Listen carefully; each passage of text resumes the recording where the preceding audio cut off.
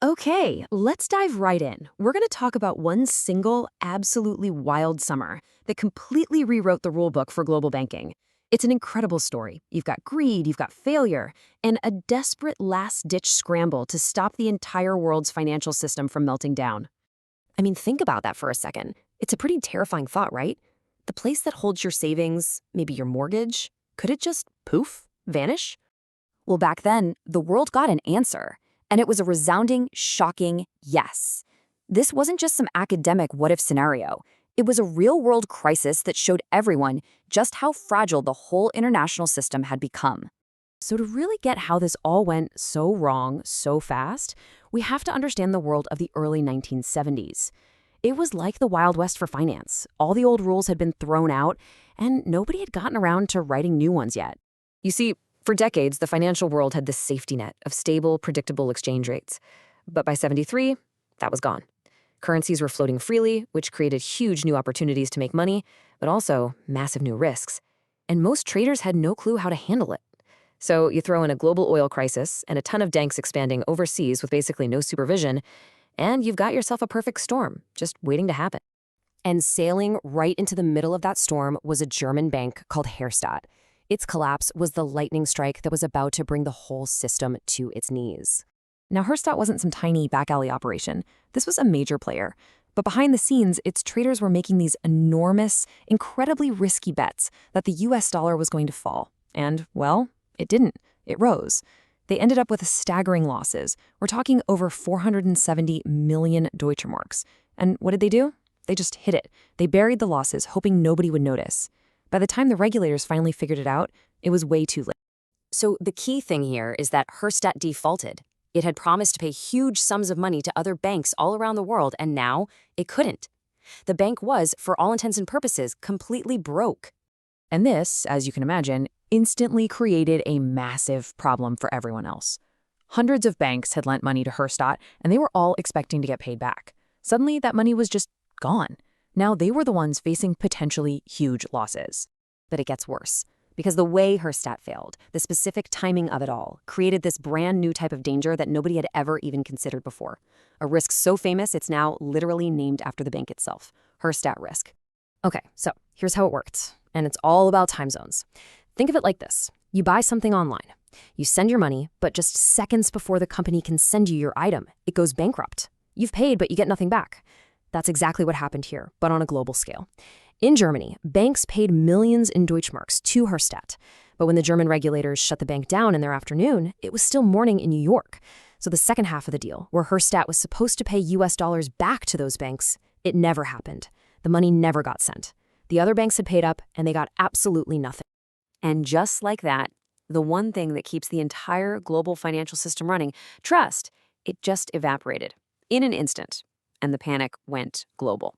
The whole international payment system literally ground to a halt. Banks just stopped lending to each other, terrified that anyone they did business with could be the next Herstatt.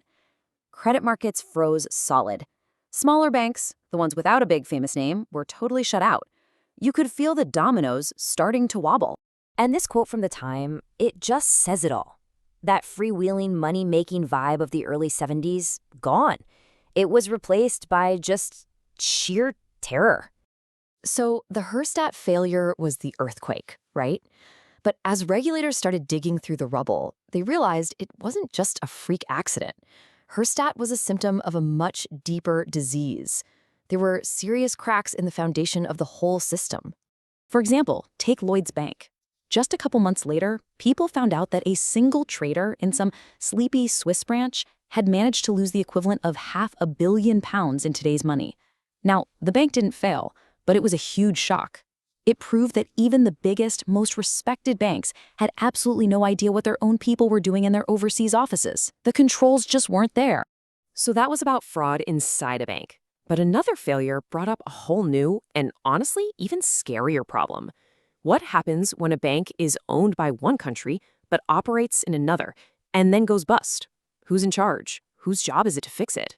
This question became terrifyingly real when the Israel-British Bank collapsed in London. And you can see the problem right here. The Bank of England basically said, hey, it's an Israeli bank. It's Israel's problem. And the Bank of Israel shot back, nope, It failed in London, so it's the UK's problem. They just played this blame game for weeks, pointing fingers at each other. This was a massive, dangerous black hole in the system. An international bank could just fall through the cracks, and nobody was responsible. So the chaos of that summer was a huge wake-up call. Everyone finally realized that the old informal way of doing things, this sort of gentleman's club where you just trusted everyone, was completely broken. It was time to actually write down some rules. And so the world's most powerful central bankers got together in a city called Basel in Switzerland, and they created the Basel Committee. And this wasn't some temporary fix. This was the birth of the global financial rulebook that we still live by today. Their whole mission was to build a system so a crisis like 1974 could never, ever happen again. You have to understand what a fundamental shift this was. The old way was all based on handshakes and personal relationships, just trusting that the bankers were good guys. The new way said, you know what? Trust is not enough. We need formal rules, we need strict reporting, and we need countries to actually talk to each other and cooperate. And you can see some of those new rules right here. This letter from the Bank of England might look a little dry, but it was revolutionary at the time. It said banks now had to report their trading limits. They had to externally verify trades. And maybe most importantly, they had to stop letting traders check their own homework.